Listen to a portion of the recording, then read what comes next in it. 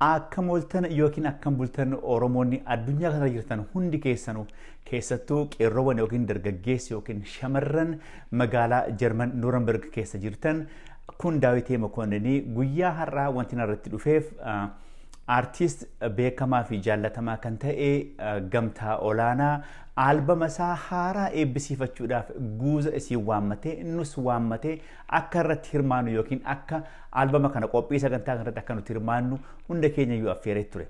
Garuu haala adda addaatiin naamijaa'uu waan hin dandeenyeef dhufuu hin dandeenye dhibama guddaa sin gaafachaa artistiin kun garuu jajjabeeffamuu yookiin immoo akka inni bor guddatee waan guddaa tokko kan inni hojjetu bira dhaabbachuun baay'ee murteessaadha baay'ee dirqamadhas. Artiin Oromoo sacrifice guddaa keessa dabarre gaafa nuti dur wallee hojjennu waan baay'ee keessa dabarre waan baay'ees agarree as geenye akka laaftutti artiin Oromoodha as hin geenye.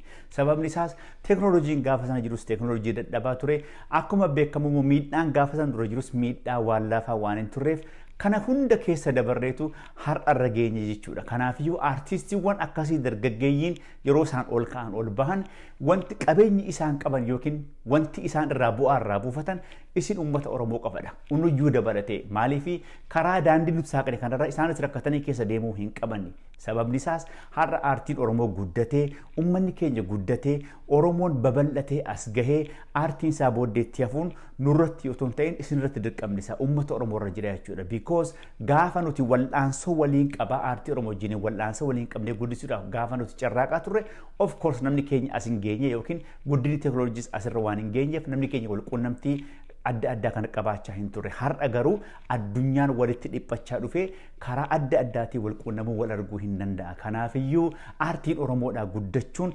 artistii Oromoo irratti otoo hin ta'in isin uummata Oromoo irra jira jechuudha. Sababni isaa nuti waan tokko hojjenne isiniif gadi baasuudha. Isintu nu deeggaruu qaba, isintu nu jaallachuu qaba, isintu nu raabsuu qaba, isintuma nu deeggaruu qaba.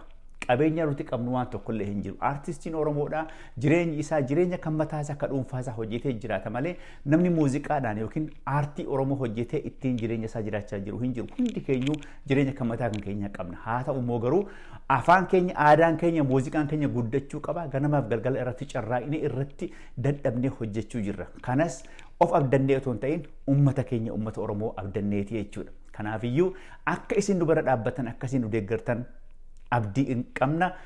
Haa ta'u malee gamtaan artistiiwwan ol deeman yookiin ol dhufan keessaa isa tokko waan ta'eef bira dhaabbachuun deeggaruun gargaaruun albamiin isaa gaafa dhufe gaafa bahe koppii wal irraa gochuu otoo hin ta'in karaa dandeessaniin waan dandeessaniin akka maallaqa keessanii itti baaftanii itti bittan gochuu qabdu. Sababni isaas bor irra deebi'ee isinii wallisuu bor irra deebinee isinii hojjechuudhaaf yoo at least waan itti baafanne tokkollee gaafa arganne jajjabaannee hojjechuu dandeenya. Kanaafiyyuu uummanni keenya uummanni Oromoo waan kana bartanii gurbaa kana bira dhaabbachuun artistii Oromoo kana bira dhaabbachuun baay'ee murteessaadha. Akkasumas dargaggeeyyiin Nuurenberg jirtan hundi keessan abbaa akkasin jaalladhullee hin beektan. Sababni isaa gaafa ani qophii qabaadhee magaalaa sana dhufe qeerroowwan magaalaa sanaa qophii isin naa gootan akkaataa isinitti na simattan hedduu umurii kiyya gootuu hin irraanfadhu. Anis jaalalli kiyya nangaa isiniif hin qabu jechuudha. Guyyaa tokko yoo Rabbi jedhee anis dadhufa magaalaa sanatti wal argine wajjiniin bashannanuu hin dandeenye jedheetanii yaada yoo Rabbi jedhee. Kanaafiyyuu galata guddaa ana biraa qabdu. Maaliifi gaafa uummanni Oromoo nama bira dhaabbatee nama deeggaree gaafa inni akkasitti nama simatu gammachuu tokkotu nutti dhagahama. Isin hin beektan malee kennaa maallaqa nuu kennamurra wanni kanaa ol nu gammachiisuuf hin jiru jechuudha. Kanaafiyyuu dargaggeeyyoon Nuurenbergiin jirtan galata guddaa ana biraa qabdu fayyaaf nagaa qabaadha. Guyyaa tokko yoo Rabbi jedhee walitti deebinee wal arguun keenya hin oolu. Aartiin Oromoo immoo guddachuu qaba. Har'a qofa otoo hin ta'in boriif taanis waan baay'ee hojjetamuudhaaf ta'a.